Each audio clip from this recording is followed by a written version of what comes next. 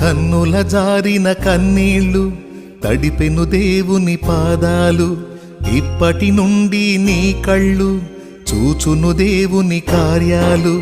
కన్నుల జారిన కన్నీళ్ళు తడిపెను దేవుని పాదాలు, ఇప్పటి నుండి నీ కళ్ళు చూచును దేవుని కార్యాలు. ఉందిలే దీవెనా ఎందుక వేదన, పొందిన యాతన దేవుడే మరచునా.